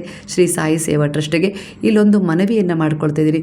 ಯಾರಾದರೂ ವೃದ್ಧರಿದ್ದರೆ, ಖಂಡಿತ ಅವರು ನಿರ್ಗತಿಕರಾಗಿದ್ದರೆ, ಅವರನ್ನು ನೋಡ್ಕೊಳ್ಳೋಕೆ ಯಾರೂ ಇಲ್ಲ ಅನ್ನೋರಾಗಿದ್ದರೆ ಖಂಡಿತ ಅಂಥವರನ್ನು ನಮ್ಮ ಶ್ರೀ ಸಾಯಿ ಸೇವಾ ಟ್ರಸ್ಟ್ಗೆ, ಅಂದರೆ ಶ್ರೀ ಸಾಯಿ ಸೇವಾ ಟ್ರಸ್ಟ್ ವತಿಯಿಂದ ಆರಂಭವಾದ ವೃದ್ಧಾಶ್ರಮಕ್ಕೆ, ಅಂದರೆ ಶ್ರೀ ಸಾಯಿ ವೃದ್ಧಾಶ್ರಮಕ್ಕೆ ನೀವು ಕರ್ಕೊಂಡು ಬಂದು ಸೇರಿಸ್ಬೋದು.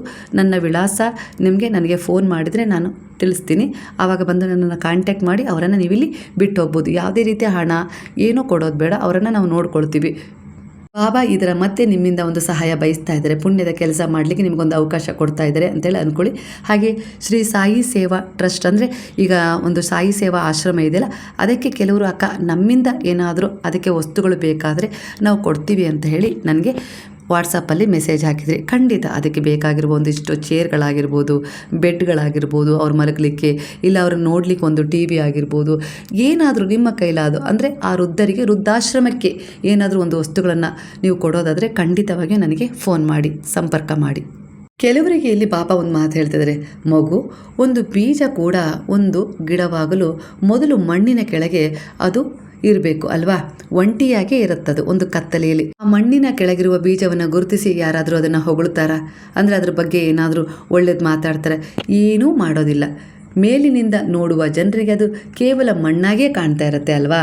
ಆದರೆ ಅದೇ ಮಣ್ಣಿನ ಕೆಳಗೆ ಒಂದು ಪೂರ್ಣವಾದ ಕಾಡು ಜನ್ಮ ಪಡೆಯಲು ಶುರು ಮಾಡಿರುತ್ತೆ. ಅಂದರೆ ಕಾಡಿನೊಳಗೆ ಸಾಕಷ್ಟು ಬೀಜಗಳು ಉದುರಿರ್ತವೆ, ಅಲ್ಲಿ ಅವುಗಳ ಮೇಲೆ ಮಣ್ಣು ಮುಚ್ಚಿರುತ್ತೆ, ಅದು ಯಾರಿಗೂ ಕಾಣಿಸ್ತಾ ಇರೋದಿಲ್ಲ. ಯಾರ ಒಂದು ಪ್ರೇರಣೆ, ಒಂದು ಸಹಕಾರ, ಬೆಂಬಲ ಏನೂ ಅದಕ್ಕೆ ಸಿಗ್ತಾ ಇರೋದಿಲ್ಲ.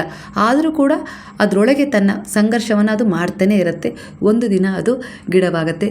ಆ ಗಿಡಗಳೆಲ್ಲ ಬೆಳೀತಾ ಇದ್ದ ಹಾಗೆ ಅದೊಂದು ದಟ್ಟವಾದ ಕಾಡಾಗತ್ತೆ ಅಲ್ವಾ. ಹಾಗೆ ಇಲ್ಲಿ ಬಾಬಾ ಹೇಳ್ತಾ ಇರೋದು, ನೀವು ಕೂಡ ಹಾಗೆ ಒಂದು ಮಣ್ಣಿನ ಕೆಳಗೆ ಇದ್ದೀರಾ. ಜನರಿಗೆ ಇವತ್ತಿನ ಪರಿಸ್ಥಿತಿ ಕಾಣಿಸ್ತಾ ಇದೆ, ಅವರಿಗೆ ನಿಮ್ಮ ಭವಿಷ್ಯ ಕಾಣ್ತಾ ಇಲ್ಲ, ನಿಮ್ಮ ಹೋರಾಟ ಸಂಘರ್ಷ ಕಾಣ್ತಾ ಇಲ್ಲ, ಅವರಿಗೆ ನಿಮ್ಮ ರಾತ್ರಿಗಳು ಕಾಣ್ತಾ ಇಲ್ಲ. ಜಗತ್ತು ಮಲಗಿದಾಗ ನೀವು ನಿಮ್ಮ ಕನಸನ್ನು ನನಸು ಮಾಡಿಕೊಳ್ಳಲು ಎಷ್ಟೆಲ್ಲ ಶ್ರಮ ಪಡ್ತಾ ಇದ್ದೀರಾ, ಎಷ್ಟೆಲ್ಲ ಒಂದು ಯೋಜನೆಯನ್ನು ಮಾಡ್ತಾ ಇದ್ದೀರಾ ಅನ್ನೋದು ಅವರಿಗೆ ಗೊತ್ತಾಗ್ತಾ ಇಲ್ಲ. ಹಾಗಾಗಿ ನೆನಪಿಡಿ, ಈ ಜಗತ್ತು ಕೇವಲ ಪರಿಣಾಮವನ್ನು ನೋಡುತ್ತೆ. ಅಂದರೆ ಕೆಲಸದ ನಂತರ ಬರುತ್ತಲ್ಲ ಫಲ, ಅದರ ಮೇಲೆ ಮಾತ್ರ ಗಮನ ಇಡುತ್ತೆ. ಅದು ನಿಮ್ಮ ಸಂಘರ್ಷಕ್ಕಲ್ಲ, ನಿಮ್ಮ ಹೋರಾಟಕ್ಕಲ್ಲ. ಅಂದರೆ ಅದನ್ನದು ಗುರುತಿಸೋದಿಲ್ಲ. ನಿಮ್ಮ ಒಂದು ಒಳ್ಳೆಯ ಯಶಸ್ಸಿನ ಹಿಂದೆ ಒಂದು ಸಂಘರ್ಷ ಇತ್ತು, ಒಂದು ಒಳ್ಳೆಯ ಜೀವನದ ಹಿಂದೆ ಒಂದು ಒಳ್ಳೆಯ ಒಂದು ಹೋರಾಟ ಇತ್ತು. ಯಾಕಂದರೆ ನೀವು ಇವತ್ತು ಒಂದು 25 ವರ್ಷ 30 ವರ್ಷ ಒಂದು ದಾಂಪತ್ಯ ಜೀವನವನ್ನು ಪೂರೈಸಿದಿರ ಅಂದರೆ ಅದು ಸರಾಗವಾಗಿ ಬಂದದ್ದಲ್ಲ. ಅದ್ರ ಹಿಂದೆ ಎಷ್ಟೋ ನೋವಿತ್ತು, ಅವಮಾನ ಇತ್ತು. ಅಂದರೆ ನಿಮ್ಮ ಗಂಡ ಹೆಂಡತಿಯ ಮಧ್ಯೆ ಎಷ್ಟೋ ಒಂದಿಷ್ಟು ಭಿನ್ನಾಭಿಪ್ರಾಯಗಳು ಬಂದವು, ಅದರಲ್ಲಿ ಜಗಳ ಆಯಿತು, ಸಮಸ್ಯೆ ಎದುರಾಯಿತು. ಇವೆಲ್ಲವನ್ನು ನೀವು ಒಂದು ತಾಳ್ಮೆಯಿಂದ ಸಹಿಸಿಕೊಂಡು ಮೆಟ್ಟಿ ಮೆಟ್ಟಿ ನಿಂತು ಒಂದಿಷ್ಟು ವಿಚಾರಗಳನ್ನು ನೀವು ಸಂಭಾಳಿಸಿ ಅರ್ಥ ಮಾಡಿಸಿ ಒಂದಿಷ್ಟು ನೀವು ಅದನ್ನು ನಾನು ಹೇಗಾದರೂ ಮಾಡಿ ಈ ಜೀವನವನ್ನು ಮುಂದೆ ತಗೊಂಡು ಹೋಗಲೇಬೇಕು, ಸೋಲು ಒಪ್ಕೊಳ್ಬಾರ್ದು ಅನ್ನೋ ರೀತಿ, ಅದು ಮಕ್ಕಳಾಗಿರ್ಬೋದು, ಇಲ್ಲ ಅವರ ಅನಿವಾರ್ಯತೆ ಅಂದರೆ ಮಕ್ಕಳಿದ್ದಾರೆ ಅವರಿಗೋಸ್ಕರ ನಾನು ಮಾಡ್ತೀನಿ ಅನ್ನೋದು ಒಂದು ಉದ್ದೇಶ ಆಗಿರ್ಬೋದು. ಒಟ್ಟಾರೆಗೆ ಯಾವುದೋ ಒಂದು ಉದ್ದೇಶ ಅಂತೂ ಇತ್ತು ನಿಮ್ಮ ಮನಸ್ಸಲ್ಲಿ. ಅದು 30 ವರ್ಷಗಳ ಮದುವೆಯ ದಾಂಪತ್ಯ ಜೀವನವನ್ನು ಪೂರ್ಣಗೊಳಿಸ್ತೀವಿ. ಹಿಂತಿರುಗಿ ನೋಡ್ತೀರಾ, ಕೆಲವರಿಗೆ ಅದು ನೋಡೋರಿಗೆ ಏನನ್ಸುತ್ತೆ, 30 ವರ್ಷಗಳು ಕಳೆದ್ರಪ್ಪ ಗಂಡ ಹೆಂಡತಿ ಏನು ಅನ್ಯೋನ್ಯತೆ ಅನ್ನೋ ರೀತಿಯಲ್ಲಿ ಹೇಳುತ್ತಾರೆ ಅಷ್ಟೇ. ಆದರೆ ಅದರ ಒಳಗಿನ ಹೋರಾಟ ಸಂಘರ್ಷ ನಿಮಗೆ ಮಾತ್ರ ತಿಳಿದಿರುತ್ತೆ ಅಲ್ವಾ. ಅದೇ ರೀತಿ ಇದು ಅನ್ನೋ ರೀತಿಯಲ್ಲಿ ಗುರು ಹೇಳ್ತಿದ್ರೆ, ಇದೇ ಜೀವನ ಅಂದರೆ ಪರಿಣಾಮವನ್ನು ನೋಡುತ್ತೆ ಈ ಜಗತ್ತು, ಜಗತ್ತಿನ ಜನರಾಗಿರ್ಬೋದು ನೋಡ್ತಾ ಇದ್ದಾರೆ, ಅಂದರೆ ಫಲಿತಾಂಶ ನೋಡ್ತಾ ಇದ್ದಾರೆ. ಆದರೆ ಅದೇ 30 ವರ್ಷದೊಳಗೆ ನೀವು ಎಷ್ಟೆಲ್ಲ ಸಂಘರ್ಷ ಮಾಡಿದಿರಿ, ಹೋರಾಟ ಮಾಡಿದಿರಿ, ಇಷ್ಟು ಜೀವನ ಮಾಡಿದಿರ ಅಂದರೆ 30 ವರ್ಷ ಇಬ್ಬರು ಕೂಡ ಒಟ್ಟಿಗೆ ಜೀವನ ಮಾಡಿದಿರಿ ಅಂದರೆ, ಆದರೆ ನಿಮ್ಮ ಎಷ್ಟು ಒಂದು ಸಂಘರ್ಷದ ಪಾತ್ರ ಇತ್ತು, ಎಷ್ಟು ಹೋರಾಟ ಇತ್ತು, ಅದು ನಿಮ್ಮ ಮನಸ್ಸಿನ ಆಳದಲ್ಲಿ ಮಾತ್ರ ಹುದುಗಿದುವ ಸತ್ಯ ಆಗಿದೆ. ಅದನ್ನು ಯಾರ ಹತ್ರನೂ ನೀವು ಹೇಳ್ಕೊಳಕ್ಕಾಗೋದಿಲ್ಲ. ಅದು ನಿಮ್ಮ ಮತ್ತು ನೀವು ನಂಬಿದ ಗುರು ಭಗವಂತನ ಮಧ್ಯೆ ಮಾತ್ರ ಚರ್ಚೆ ನಡೆದಿರುತ್ತೆ. ಆದರೂ ಕೂಡ ಯಾಕಂದರೆ ಜೀವನದಲ್ಲಿ ನೀವು ಆ ಒಂದು ಏನೇ ಒಂದು ಬಂದರೂ ಕೂಡ ಏಳು ಬೀಳು ಒಂದು ಎಂಥದ್ದೇ ಒಂದು ಮಾತು ಬಂದರೂ ಕೂಡ ಅದನ್ನು ದೊಡ್ಡದಾಗಿ ತಗೊಂಡಿಲ್ಲ, ಅದನ್ನು ಬಿಟ್ಟುಬಿಟ್ಟಿದ್ದೀರ, ಅಂದರೆ ಅದನ್ನು ಅಟ್ಯಾಚ್ಮೆಂಟ್ ಮಾಡ್ಕೊಂಡಿಲ್ಲ ನಿಮ್ಮ ಜೊತೆ, ಅದನ್ನು ಬಿಟ್ಟು ಅದಕ್ಕೊಂದು ಕ್ಷಮೆ ಕೊಟ್ಟು ನೀವು ಜೀವನದಲ್ಲಿ ಮುಂದುವರೆದು ಬಂದಿದ್ದಕ್ಕೋಸ್ಕರ 30 ವರ್ಷ 40 ವರ್ಷ 50 ವರ್ಷ ಒಂದು ಸಂಸಾರದ ಜೀವನದಲ್ಲಿ ನೀವು ಸಫಲತೆಯನ್ನು ಕಂಡಿದ್ದೀರ. ಹಾಗಾಗಿ ಇಲ್ಲಿ ಗುರು ಹೇಳ್ತಾಯಿದ್ರು, ಯಾವುದೂ ಕೂಡ ಇಲ್ಲಿ ಸುಮ್ಮನೆ ಪರಿಶ್ರಮವಿಲ್ಲದೆ ಸಿಗೋದಿಲ್ಲ, ಆ ರೀತಿ ನಾನು ಫಲವನ್ನೇ ಸೃಷ್ಟಿ ಮಾಡಿಲ್ಲ ಅಂತ ಹೇಳ್ತಾರೆ ಗುರುವು. ಇಲ್ಲಿ ಜೀವನದಲ್ಲಿ ನಿನಗೊಂದು ಹಣ್ಣು ಬೇಕು ಅಂತೇಳಿ ಪ್ರಯತ್ನ ಪಟ್ಟರೆ ಅದಕ್ಕೆ ನೀನು ಕಲ್ಲಾರ ಹೊಡೆದು ಬಿಡಿಸ್ಕೋಬೇಕು, ಇಲ್ಲ ಮರನಾದರೂ ಹತ್ತಬೇಕು, ಇಲ್ಲ ಅಂದರೆ ಯಾರ ಹತ್ರನಾದರೂ ಅದನ್ನು ಕಿತ್ಕೊಡು ಅಂತ ಹೇಳಿ ಬೇಡಬೇಕು, ಇಲ್ಲ ಅಂದರೆ ನನ್ನ ಹತ್ರ ಹಣ ಇದೆ ಅಂತೇಳಿ ನೀವು ಅದನ್ನು ತಗೊಳ್ಬೇಕು ಅಲ್ವಾ. ಇಲ್ಲಿ ಹಣ ಬಂತು ಅಂದರೆ ಅದಕ್ಕೊಂದು ಶ್ರಮ, ಅಂದರೆ ನಿನ್ನ ಶ್ರಮದ ಫಲವನ್ನು ಅವರಿಗೆ ಕೊಟ್ಟು ಆ ಹಣ್ಣನ್ನು ತಗೊಳ್ತೀಯ, ಇಲ್ಲ ನೀನೇ ಹತ್ತಿ ತಗೊಳ್ತೀಯ ಅಂದರೆ ನೀನು ಹತ್ತುವ ಶ್ರಮ ಅಂತೂ ಪಡಬೇಕು, ಇಲ್ಲ ಕಲ್ಲು ಹೊಡೆದು ಅದನ್ನು ಕೆಳಗೆ ಬೀಳಿಸ್ಕೊಳ್ತೀಯ ಅಂದರೆ ಆ ಕಲ್ಲು ಹೊಡೆಯುವ ಶ್ರಮ ಅಂತೂ ನೀನು ಮಾಡಲೇಬೇಕು ಅನ್ನೋ ರೀತಿಲಿ ಗುರು ಹೇಳ್ತಿದ್ದಾರೆ. ಶ್ರಮ ಇಲ್ಲದೆ ಇಲ್ಲಿ ಯಾವುದೇ ರೀತಿ ಫಲ ಸಿಗೋದಿಲ್ಲ ಅಂತ ಸೃಷ್ಟಿ ನನ್ನದಲ್ಲ ಅನ್ನೋ ರೀತಿಲಿ ಗುರು ಹೇಳ್ತಿದ್ದಾರೆ. ಯಾಕಂದರೆ ನಿನಗೇನಾದರೂ ಒಂದು ಬಯಸಿ ಅದನ್ನು ಪಡ್ಕೊಳ್ತಾ ಇದೆಯಾ ಅಂದರೆ ಅದರ ಬೆಲೆ ನಿನಗೆ ಗೊತ್ತಾಗಬೇಕು, ಆಗಲೇ ಅದು ನಿನ್ನ ಹತ್ರ ಒಂದು ಸ್ಥಿರವಾಗಿ ಉಳಿಯುತ್ತೆ. ಅದನ್ನು ನೀನು ಇನ್ನೊಬ್ಬರಿಗೆ ಯಾವ ರೀತಿ ಒಂದು ಪ್ರೇರಣಾತ್ಮಕವಾಗಿ ಕೊಡ್ತೀಯೋ ಅದರ ಆಧಾರದ ಮೇಲೆ ಜೀವನ ಒಂದು ಪರಿವರ್ತನೆ ತಗೊಳುತ್ತೆ. ಅದೇ ಯಾರಾದರೂ ವಂಚನೆ ಮಾಡ್ತಾ ಇದ್ದರೆ, ಮೋಸ ಮಾಡಿ ಪಡ್ಕೊಂಡಿದ್ದಾದರೆ ಅವರಿಗದು ಸುಲಭವಾಗಿ ಸಿಗುತ್ತೆ, ಇಲ್ಲ ಅಂತಲ್ಲ, ಆದರೆ ಮತ್ತೆ ಅದೇ ರೀತಿಯ ಆಸೆಗಳನ್ನು ಹುಟ್ಟಿಸುತ್ತೆ. ಅದರಿಂದ ಏನಾಗುತ್ತೆ, ಮತ್ತೆ ಅದೇ ರೀತಿ ಸುಲಭಕ್ಕೆ ಸಿಗುವಂತಹ ಒಂದು ದಾರಿಯನ್ನು ಅವ್ರು ಕಂಡುಕೊಳ್ತಾರೆ, ಮೋಸ ಮಾಡೋದು, ವಂಚನೆ ಮಾಡೋದು. ಅದರಿಂದ ಒಂದಲ್ಲ ಒಂದು ದಿನ ಅವ್ರ ಜೀವನ ನರಕನೇ. ಅಂದರೆ ಅವ್ರು ಏನೆಲ್ಲ ಮಾಡಿರ್ತಾರೋ, ಉದ್ದೇಶ ಹೇಗೆ ಇಟ್ಕೊಂಡಿರ್ತಾರೋ ಅದರ ಆಧಾರದ ಮೇಲೆ ಪ್ರತಿಫಲ ಸಿಗುತ್ತೆ, ಅದು ಕೂಡ ಶ್ರಮನೇ. ಅಂದರೆ ಅವರು ಒಂದಿಷ್ಟು ಮೋಸ ಮಾಡಿ ಅದನ್ನು ಪಡ್ಕೊಳ್ಳೋ ರೀತಿಯಲ್ಲಿ ದಿನನಿತ್ಯ ಏನೋ ಪ್ರಯತ್ನ ಪಡ್ತಿದ್ದಾರೆ, ದಿನನಿತ್ಯ ಒಬ್ಬರನ್ನ ಆರಿಸ್ಕೊಂಡು ಮೋಸ ಮಾಡ್ತಿದ್ದಾರೆ ಅಂದರೆ ಅದು ಒಂದಲ್ಲ ಒಂದು ದಿನ ಆ ಶ್ರಮಕ್ಕೆ ಪ್ರತಿಫಲ ಅವರಿಗೆ ಕೆಟ್ಟದ ರೂಪದಲ್ಲಿ ಸಿಗುತ್ತೆ ಅನ್ನೋ ರೀತಿಯಲ್ಲಿ ಬಾಬಾ ಹೇಳ್ತಿದ್ರು. ಹಾಗಾಗಿ ಇಲ್ಲಿ ನಿನ್ನ ಜೀವನದಲ್ಲಿ ನಾನು ಬಂದಿದ್ದೀನಿ ಅಂದರೆ ಅದು ಸುಮ್ಮನೆ ಅಲ್ಲ, ಯಾವುದೋ ಒಂದು ಜನ್ಮದ ಪುಣ್ಯ ನಿನ್ನ ಬಳಿ ನನ್ನನ್ನು ಕರೆದು ತಂದಿದೆ.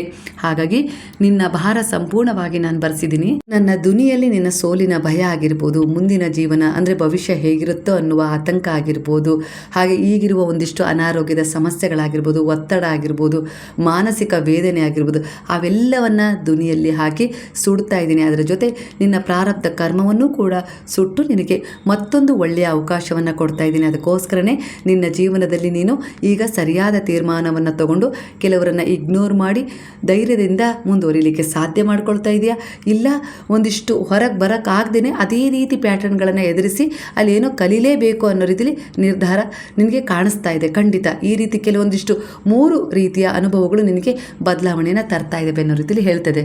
ಕೆಲವರ ಎನರ್ಜಿಯ ಪ್ರಕಾರ ಅಂದರೆ ಒಂದು ಸಾರಿ ನೀವು ಕಲೀಲಿಲ್ಲ ಪಾಠ, ಅವರನ್ನು ನಂಬಿದ್ರಿ, ಅಲ್ಲಿ ನಿಮಗೆ ಮೋಸ ಆಯಿತು, ಮತ್ತೊಂದು ಸಾರಿ ಅವರಿಗೆ ಅವಕಾಶ ಕೊಟ್ರಿ, ಆವಾಗಲೂ ನಿಮಗೆ ಮೋಸ ಆಯಿತು, ವಂಚನೆ ಆಯಿತು, ಇರಲಿ ಬಿಡು ಅನ್ನೋ ರೀತಿಯಲ್ಲಿ 3ನೇ ಬಾರಿಯೂ ಕೂಡ ನಿಮಗೆ ಅವರಿಗೆ ಅವಕಾಶ ಕೊಟ್ರಿ, ಅದರಲ್ಲೂ ಕೂಡ ನಿಮಗೆ ವಂಚನೆ ಆಯಿತು. ಅಲ್ಲಿಗೆ ನೀವು ಅರ್ಥ ಮಾಡ್ಕೊಳ್ತಾ ಇದ್ದೀರಾ, ಇಲ್ಲಿ ನನಗೆ ಗುರು ಏನೋ ಪಾಠ ಕಲಿಸ್ಲಿಕ್ಕೆ ಬಯಸ್ತಾ ಇದ್ದಾರೆ, ನಾನು ಕಲೀಲಿಲ್ಲ ಅಂದರೆ ಮುಂದೆ ನನಗೆ ಇಂಥವರೇ ಸಿಗ್ತಾರೆ, ಹಾಗಾಗಿ ಇವರನ್ನೇ ಎದುರಿಸಬೇಕು, ಇಲ್ಲ ಇವರನ್ನು ಇಗ್ನೋರ್ ಮಾಡಬೇಕು, ನನ್ನ ಜೀವನದಿಂದ ಸರಿಸಬೇಕು ಅನ್ನೋ ರೀತಿಯಲ್ಲಿ ತೀರ್ಮಾನವನ್ನು ತಗೊಂಡಿದ್ದೀರಾ. ಇದನ್ನೇ ಕಲಿಸುತ್ತೆ ಒಂದು ಕರ್ಮ. ಅಂದರೆ ನಿಮ್ಮ ಆತ್ಮದ ಉದ್ದೇಶ ಇದೇ ಆಗಿರುತ್ತೆ. ಇದು ಪೂರ್ಣಗೊಳ್ಳುವವರೆಗೂ ಒಂದಿಷ್ಟು ಸಫರ್ ಇರೋದು ನೀವು ಜೀವನದಲ್ಲಿ ಮಾಡ್ತಾನೆ ಇರ್ತೀವಿ. ಅಂದರೆ ನಿಮ್ಮ ಆತ್ಮದ ಉದ್ದೇಶ ಯಾರನ್ನಾದರೂ ಉದ್ಧಾರ ಮಾಡಬೇಕು ಅಂತ ಇದ್ದರೆ ಅದಕ್ಕೆ ನೀವು ಹೋಗೇ ಹೋಗ್ತೀರಾ ಮುಂದೆ. ನಿಮ್ಮ ಆತ್ಮದ ಉದ್ದೇಶ ಯಾರನ್ನಾದರೂ ಹಾಳು ಮಾಡಬೇಕು ಅಂತ ಬಂದರೆ ಕೆಲವೊಂದು ಸರಿ ಅದನ್ನು ನೀವು ಮಾಡೋಕ್ಕೆ ಪ್ರಯತ್ನ ಪಡ್ತೀರಾ, ಇಲ್ಲ ಅಂತಲ್ಲ, ಯಾಕಂದರೆ ಅದು ನಿಮ್ಮ ಆತ್ಮದ ಉದ್ದೇಶ. ಆದರೆ ಅದನ್ನು ಮಾಡೋದ್ರೊಳಗೆ ನೀವು ಗುರುವಿನ ಶರಣದಲ್ಲಿ ಏನಾದರೂ ಬಂದರೆ ಅಲ್ಲಿ ಪರಿವರ್ತನೆ ಸಿಗುತ್ತೆ. ಅಂದರೆ ಆ ಒಂದು ವಿಚಾರಕ್ಕೆ ಕ್ಷಮೆ ಕೊಟ್ಬಿಡ್ತೀರಾ ನೀವು. ಅಂದರೆ ಇರಲಿ ಬಿಡು, ಬಿಡು ಅನ್ನೋ ರೀತಿಲಿ ಎಷ್ಟೇ ದ್ವೇಷ, ಎಷ್ಟೇ ಒಂದು ಕೆಟ್ಟದ ರೀತಿಯಲ್ಲಿ ಅವ್ರು ನಿಮಗೆ ವರ್ತನೆ ಮಾಡಿದರೂ ಕೂಡ ಕೆಲವೊಂದು ಸರಿ ಹೋಗಲಿ ಬಿಡು, ಕ್ಷಮೆ ಕೊಟ್ಟು ಅವರನ್ನು ಹಿಂದಕ್ಕೆ ಸರಿಸ್ಬಿಡೋಣ, ಅಂದರೆ ನನ್ನ ಜೀವನದಿಂದ ದೂರ ತಳ್ಳಿ ನಾನು ಮುಂದೆ ಹೋಗೋಣ ಅನ್ನೋ ರೀತಿಯಲ್ಲಿ ಕೂಡ ನೀವು ತಿರುವು ತಗೊಳ್ಬೋದು. ನಿಮ್ಮ ಆತ್ಮದ ಉದ್ದೇಶ ಈ ರೀತಿ ಕೂಡ ಪರಿವರ್ತನೆ ಕಾಣುತ್ತೆ ಗುರುವಿನ ಶರಣದಲ್ಲಿ ಬಂದರೆ.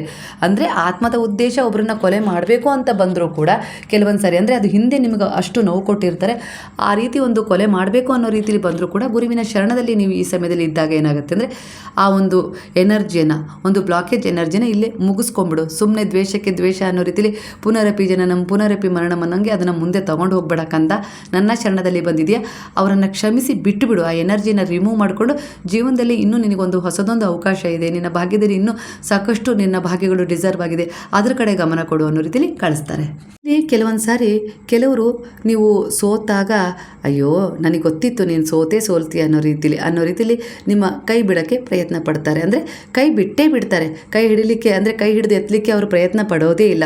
ಅದೇ ನೀವು ಕಷ್ಟಪಟ್ಟು ದಿನನಿತ್ಯ ಸಾಧನೆ ಮಾಡಿ ದಿನನಿತ್ಯ ಶ್ರಮಪಟ್ಟು ಕೆಲವು ಬಾರಿ ಸೋಲಾದರೂ ಕೂಡ ಆ ಸೋಲನ್ನು ನೀವು ಗಟ್ಟಿಯಾಗಿ ತಗೊಂಡು ನೀವು ಒಬ್ಬರೇ ಅದನ್ನು ಸಹಿಸ್ಕೊಂಡು ನಾನು ಏನಾದರೂ ಸಾಧನೆ ಮಾಡಬೇಕು ಅನ್ನೋ ರೀತಿಲಿ ಆತ್ಮವಿಶ್ವಾಸವನ್ನು ಒಟ್ಟುಗೂಡಿಸ್ಕೊಂಡು ನೀವು ಶ್ರಮ ಮಾಡಿ ಗೆದ್ದ ತಕ್ಷಣ ಹೇಳ್ತಾರೆ ನನಗೆ ಗೊತ್ತಿತ್ತು ನೀನು ಗೆಲ್ತೀಯಾ ಅಂತ ಹೇಳಿ, ನಾನು ಹೇಳಲಿಲ್ಲ ಅಷ್ಟೇ, ನಿನ್ನ ಜೀವನದಲ್ಲಿ ತುಂಬ ಮುಂದೋಗ್ತೀಯಾ ಅಂತೇಳಿ ನನಗೆ ಗೊತ್ತಿತ್ತು ಅನ್ನೋ ರೀತಿಲಿ ಈ ಜಗತ್ತು ಒಂದಿಷ್ಟು ಸಂಬಂಧಿಕರು ಒಂದಿಷ್ಟು ಜನರು ನಿಮ್ಮ ಪರಿಶ್ರಮಕ್ಕೆ ಈ ರೀತಿ ಬೆಲೆ ಕಟ್ತಾರೆ ಅಲ್ವಾ.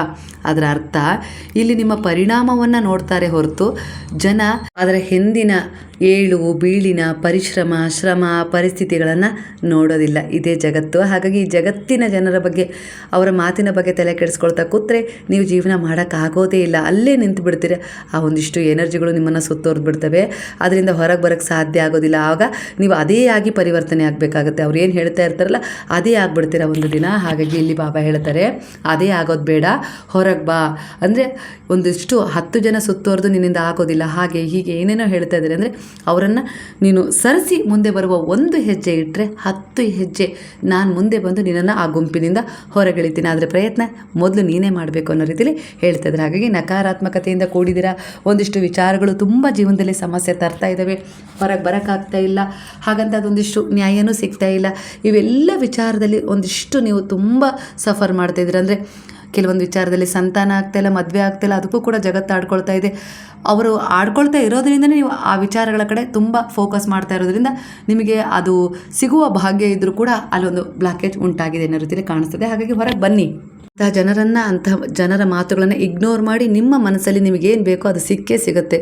ಖಂಡಿತ ನನ್ನ ಜೊತೆ ಇರುವ ಗುರು ಕೊಟ್ಟೇ ಕೊಡ್ತಾರೆ, ನನಗೊಂದು ಅವಕಾಶ ಕೊಟ್ಟೇ ಕೊಡ್ತಾರೆ. ನಾನು ಹಿಂದೆ ಏನು ಮಾಡಿದನೋ, ನನ್ನಿಂದ ಏನು ತಪ್ಪಾಗಿದೆಯೋ ನನಗೆ ಗೊತ್ತಿಲ್ಲ, ಆದರೆ ಪಶ್ಚಾತ್ತಾಪ ಪಟ್ಟು ಅವರ ಪಾದಗಳಲ್ಲಿ ನಾನು ಶರಣಾಗಿದ್ದೀನಿ, ಅವರು ನನ್ನ ಕೈಯನ್ನು ಬಿಡೋದಿಲ್ಲ ಅನ್ನುವ ನಿಮ್ಮ ವಿಶ್ವಾಸ ನಿಮ್ಮ ಜೀವನದಲ್ಲಿ ಒಂದು ಚಮತ್ಕಾರ ನೋಡುವಂಥ ಅನುಭವವನ್ನು ತಂದುಕೊಡುತ್ತೆ.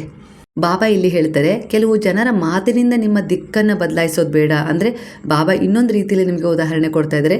ದಡದಲ್ಲಿ ನಿಂತಿರುವ ಒಂದು ಹಡಗು, ಅಂದರೆ ಆ ಹಡಗನ್ನು ಹತ್ತಲಿಕ್ಕೆ ಅಂತೇಳಿ ನಿಂತಿರ್ತಾರಲ್ಲ, ಆ ಪ್ರತಿಯೊಬ್ಬ ಜನರ ಅಭಿಪ್ರಾಯವನ್ನು ಕೇಳ್ತಾ ಹೋದರೆ ಅದು ಎಂದಿಗೂ ಕೂಡ ಸಮುದ್ರ ದಾಟಲು ಸಾಧ್ಯನೇ ಆಗೋದಿಲ್ಲ, ಅದು ದಡದಲ್ಲೇ ನಿಂತಿರುತ್ತೆ ಅಂತ ಹೇಳ್ತಾ ಇದ್ದಾರೆ. ಇದರ ಒಂದು ಎನರ್ಜಿ ನಿಮಗೆ ಕನೆಕ್ಟ್ ಆಗಿದೆ ಅಂತೇಳಿ ಅಂದ್ಕೊಳ್ತೀನಿ. ಇದು ನಿಮಗೆ ಸರಿಯಾದ ರೀತಿಯಲ್ಲಿ ಅರ್ಥನೂ ಆಗಿದೆ. ನೀವು ಏನು ಮಾಡಬೇಕು, ಯಾವ ರೀತಿ ನಿಮ್ಮ ಜೀವನ ಶೈಲಿ ಇರಬೇಕು, ನಡೆ ನುಡಿ ಶಿಸ್ತು ಎಲ್ಲವೂ ಇದರಲ್ಲಿ ಬರುತ್ತೆ. ಇದನ್ನು ನೀವು ಹೇಗೆ ತಗೊಳ್ತೀರೋ ನಿಮ್ಮ ಒಂದು ಆತ್ಮ ಗೌರವ ತಗೊಂಡೇ ಬರುತ್ತೆ. ಹಾಗಾಗಿ ಅಂದರೆ ಯಾರಿಗೆ ಏನನ್ನು ಕೊಡಬೇಕು, ಎಷ್ಟು ಕೊಡಬೇಕು, ಮಿತದಲ್ಲಿ ಇರಬೇಕು. ಎಲ್ಲ ರೀತಿಯ ಒಂದಿಷ್ಟು ವಿಚಾರಗಳು ಅನ್ನೋದನ್ನು ನೀವು ವಾಸ್ತವವಾಗಿ ಅರ್ಥ ಮಾಡಿಕೊಂಡ್ರೆ ಖಂಡಿತ ನಿಮ್ಮ ಮಕ್ಕಳಿಂದ, ನಿಮ್ಮ ಗಂಡನಿಂದ, ನಿಮ್ಮ ಹೆಂಡತಿಯಿಂದ ಎಲ್ಲ ರೀತಿಯಲ್ಲೂ ಸುತ್ತುವರೆದ ಒಂದಿಷ್ಟು ಕೆಲಸ ಮಾಡ್ತಾ ಇರೋ ಜಾಗದಿಂದನೂ ನಿಮಗೆ ಬೆಲೆ ಸಿಗುತ್ತೆ. ಅದೇ ನೀವು ಹೇಗಿರಬೇಕು ಅನ್ನೋದನ್ನು ಮೊದಲು ನೀವು ನಿರ್ಧಾರ ಮಾಡಬೇಕು. ಯಾರಿಗೂ ಅಟ್ಯಾಚ್ ಆಗಬಾರ್ದು. ತುಂಬಾ ಅವ್ರು ಏನೋ ಅಂದರು, ಹಾಗಂದ್ರು ಹೀಗಂದ್ರು ಅಂತ ತಲೆ ಕೆಡಿಸ್ಕೊಳ್ಬಾರ್ದು. ಅದು ನಿಮಗೆ ಸಂಬಂಧಪಟ್ಟಿದ್ರೆ ಮಾತ್ರ ಅದಕ್ಕೆ ನಿಮಗೆ ನೋವು ಪಡಬೇಕು, ಚಿಂತೆ ಮಾಡಬೇಕಲ್ವ. ಅದು ನಿಮಗೆ ಸಂಬಂಧನೇ ಪಡಲ್ಲ ಅಂದರೆ ನೀವು ಯಾಕೆ ಅದ್ರ ಬಗ್ಗೆ ಯೋಚಿಸಬೇಕು ಅಲ್ವಾ. ಇಗ್ನೋರ್ ಮಾಡಬೇಕು, ಜೀವನದಲ್ಲಿ ಮುಂದೆ ಹೋಗಬೇಕು. ನಿಮಗೆ ಸಂಬಂಧ ಪಡದೇ ಇದ್ದರೆ ಖಂಡಿತ ಅದು ನಿಮ್ಗೆ ಯಾವುದೇ ರೀತಿ ಹಾನಿ ಉಂಟು ಮಾಡೋದಿಲ್ಲ. ಅದರ ಮೇಲೆ ನಂಬಿಕೆ ಇಡಿ, ಮುಂದೆ ಹೋಗಿ. ಪಾಪ ನಿಮ್ಮ ಜೊತೆಗಿದ್ದಾರೆ, ನಿಮ್ಮ ನಂಬಿಕೆಗೆ ಅನುಸಾರವಾಗಿ ಅನ್ನೋ ರೀತಿಲಿ ಬರ್ತಾ ಇದೆ ಸ್ನೇಹಿತರೆ. ಹಾಗಾದರೆ ಎಂದಿನಂತೆ ಇವತ್ತು ಕೂಡ ಬಾಬಾರು ನಿಮಗೆ ಒಂದು ಗೈಡೆನ್ಸ್, ಹಾಗೆ ಒಂದು ಬ್ಲೆಸ್ಸಿಂಗ್, ಹಾಗೆ ಒಂದಿಷ್ಟು ವಿಚಾರಗಳಲ್ಲಿ ಪರಿವರ್ತನೆಯನ್ನು ತಂದುಕೊಟ್ಟಿದ್ದಾರೆ. ನಿಮಗೇನಾದರೂ ಬಾಬಾರವರಿಗೆ ಕೃತಜ್ಞತೆಯನ್ನು ಸಲ್ಲಿಸಬೇಕು ಅನ್ನುವ ಅಭಿಪ್ರಾಯ ಇದ್ದರೆ ಸಾಯಿರಾಮ್ ಅಂತೇಳಿ ಕಮೆಂಟ್ ಮಾಡೋದನ್ನು ಮರಿಬೇಡಿ. ಹಾಗಾದರೆ ಎಲ್ಲರೂ ಸೇರಿ ಹೇಳೋಣ, ಹರೇ ರಾಮ ರಾಮ ರಾಮ ಹರೇ ಹರೇ, ಹರೇ ಕೃಷ್ಣ ಕೃಷ್ಣ ಕೃಷ್ಣ ಹರೇ ಹರೇ, ಹರೇ ಸಾಯಿ ಸಾಯಿ ಸಾಯಿ ಹರೇ ಹರೇ, ಹರೇ ಬಾಬಾ ಹರೇ ಬಾಬಾ ಬಾಬಾ ಬಾಬಾ ಹರೇ ಹರೇ ಹರೇ ದತ್ತ ದತ್ತ ದತ್ತ ಹರೇ ಹರೇ.